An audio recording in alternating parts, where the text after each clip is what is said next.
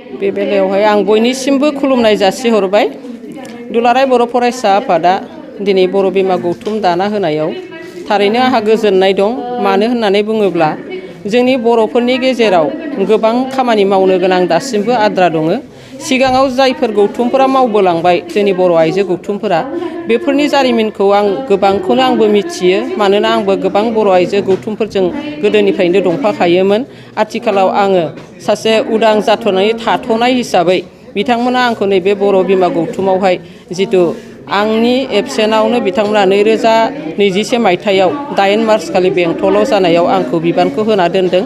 आं थारैनो गनायदों। बिथांमोना आंनाव फनावहाय आंनिफ्राय कनसेन्ट लादों आरो लानायाव आं जागोन दे होननानै आं बुंहरदों। मानो होननानै बुङोब्ला मावनो गोनाङा बेफोरनो जोंहा समाजखौ जोंनि बर' समाजखौ फोसाबनो गोबां दङ।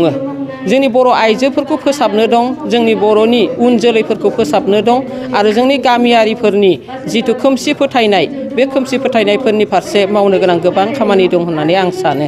बे बेलायाव आं बेखौनो बुंगोन दि नंगौ जोंनि बर'फोरनि गेजेराव आबोबल' नङा, बिनि सिगांबो दंखायोमोन आबोआ होननाय गौथुम। बे आबोआ गौथुमखौ जोंनि बर' थुनलाइ आफादानो दानानै होजेनदोंमोन आरो बै आबोआ गौथुमनि आफादगिरिया जादोंमोन सम्पाबति केरकाटारि, लोगो आफादगिरिया जादोंमोन जोंनि बिष्णु राभा बिथांनि बिसि महिनी राभामोन आरो बिनि नेहाथारि गाहाय नेहाथारिया जादोंमोन रेनु बर' आरो बिनिनो लोगो नेहाथारिया जादोंमोन नारायणी बसुमतारी। बिथांमोन थासेयावबो नाथाय उनावहाय बर' फरायसा आफादा मा दाबाय? आथोब दाबाय आरो बे आथोबानो उनावहाय फैनानै आबोब जाफैबाय। बे आबोब थासेयावबो नाथाय बर' उइमेन जास्टिस फरामा मानोथो जोनोम जाखो? मोनफ्रोमबो आइजो गौथुम जोनोम जानायनि गुबै थांखियानो जाबाय जोंनि गेजेराव मावनो गोनां गोबां खामानि दं आरो माखासे इसुफोरखौ लानानैनो जिहेतु मावनो होननानै ओंखारनाय।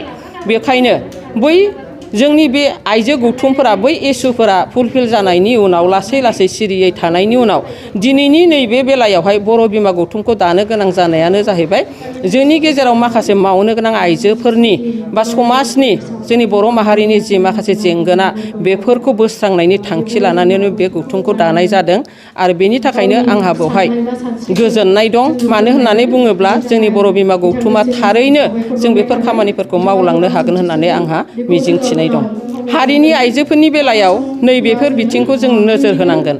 जोंनि समाजाव माखासे लुज खान्थिफोर फैनो हमदों, जाय लुज खान्थिनि गेजेरजों जोंनि आइजोफ्रा गिनाय गैयै थासारि फैदों आरो बे गिनाय गैयै थासारिनि थाखायनो दिनै गावनि फिसायखौ गारनानै गथ' गथायखौ गारनानै गुबुनजों खारफालांनाय बेफोरो बांगासिनो दं।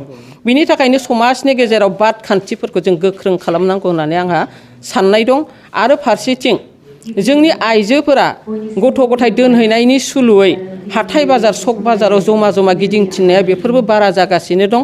बेफोरनि थाखायनो जाहाथे बेफोरखौ गथ'खौ स्कुलाव दोनहै बिनि उनाव न'आव थां, फैनानै न'खराव माबा माबि खामानि मावनायनि उनाव गबाथाय लांफैफिन, बेफोर हुदाखौ खालामथों आं बेफोरखौ मिजिं थिदों। मानोना बेफोरबो जोंनि थाखाय सोदांनो गोनां खामानि होननानै आं सानो। बेफोर बाथ्राखौथ' जों गोदोनिफ्रायनो बुंबाय थादोंमोन समान मोनथायनि थाखाय। आथिखालाव सोलोंथाइ बिथिङाव अबयसे समान मोनथायाव जों फैबाय, आंहा बेयाव बुंनो गोनां जेबो गैया। मानो होनना बुङोबा सोलोंथाइ बिथिङानो जा मोसानाय गेलेनाय बायदि बिथिङाव जोंनि आइजोफोराबो जौगानो हमबाय। नाथाय माखासे बिथिङाव जोंनि आइजोफोरा उन जानानै दं। बे जाबाय राजखान्थि बिथिङाव आरो रांखान्थि सोरजिनायनि बिथिङाव।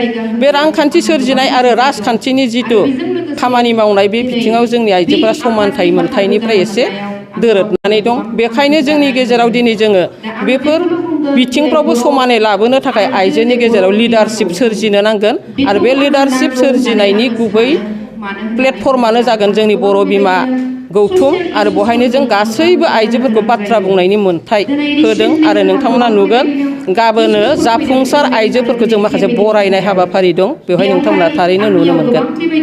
बेखौनो आं मेसेज होनो सानो जोंनि बर' रायजोफोरा जाहाथे गुबुन मोनसे सानफिना, गुबुन गोरोन्थि दा सानथों।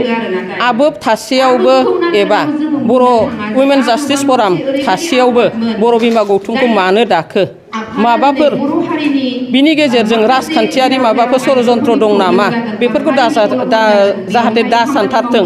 मानो होनना बुङोब्ला बर' बिमा गौथुमा उदाङै बर' हारिनि खामानि मावलांगोन आरो बेवहाय जोंहा जेबो निस्वार्थ माने सार्थ थानाय नङा। फैदों फनानै बियो फैदों थारमाने आङो हमनो हादों निस्सय बेहा गावनि फिसाफोरनि हयतोबा न'खरनि माबा मोनसे जेंना दं बिनि थाखायनो बे बर' बिमा गौथुमा बेफोरखौ सुस्रांनो हागोन नामा होननानै बिथांमोना थारमाने आसा खालामदों आरो जों बुंदोंना उन जोलैफोरखौ मोजां लामायाव लाबोनायनि माखासे खामानि मावगोन आथिखालनि उन जोलैफोरा बै बायदिसिना फेग्रा मुवाफोरजों गब'नानै थानाय बेफोरनि सोदांनायनि हाबाफारिखौ माबायदियै मावगोन बेखौ बिथांमोना लुबैदों आरो जोंनिफ्राय हारियाव जौ जुवा जे ड्राग्स बाहायनाया गोबां बांदों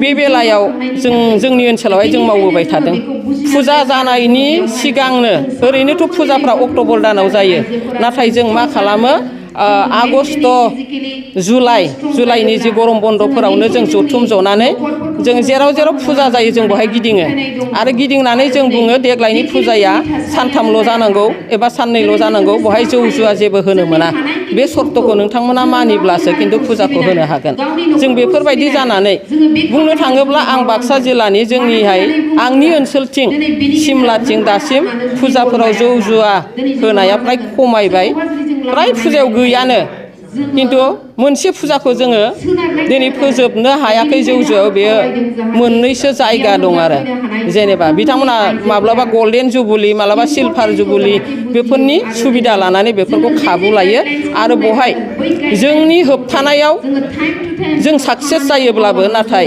प्रशासननि माखासे लोरबांथिनि थाखाय जोङो मालाबा दुरबल जानानै थानोबो गोनां जायो। मोनसे फोसावथाय बाजाज बेग लानो गोसो गुदुं सुबुंफोरनि थाखाय गोजोनथाव खौरां क'क्राझार सोहोराव थानाय दावहारु अट' एजेन्सिया फैगौ 6 मार्चनिफ्राय 12 मार्चसिम मेगालन आरो एक्सचेन्ज मेला होगासिनो दं।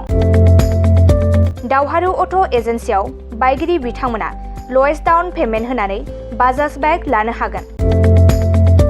नोंथांमोना क'क्राझार सोहोराव थानाय दावहारु अट' एजेन्सि श'रुमजों लोगोसे कारिगाव फेस्टिभ आउटलेट आरो दतमा फेस्टिभ आउटलेट आरो भटगाव फेस्टिभ आउटलेट ब्रान्च श'रुमावबो होबाय थानाय मेगालन आरो एक्सचेन्ज मेलायाव फैनानै नोंथांनि लुबैनाय बाजाजनि बाइकखौ लांफैनो हागोन।